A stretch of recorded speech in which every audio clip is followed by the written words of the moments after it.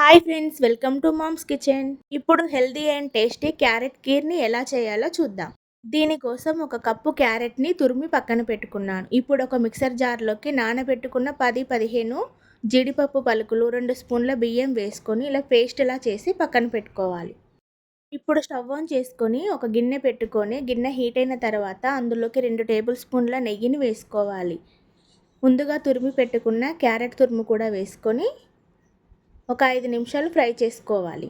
క్యారెట్లో నుంచి పచ్చివాసన పోయేంత వరకు ఫ్రై చేసుకొని ఇందులోకి ఒక 1/2 లీటర్ పాలని యాడ్ చేసుకొని కలుపుకొని ఒక 5 నిమిషాలు ఉడికించుకోవాలి.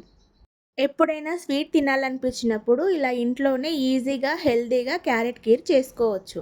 ఇప్పుడు ఇందులోకి నానబెట్టుకున్న రైస్ని ఒక స్పూన్ యాడ్ చేసుకొని ఒక 5 మినిట్స్ కుక్ చేసుకోవాలి.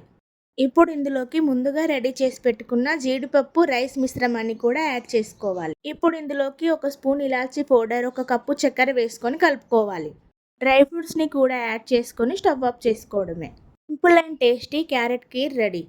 ఈ రెసిపీ కనుక మీకు నచ్చినట్లయితే do like, share and support my channel. Thanks for watching.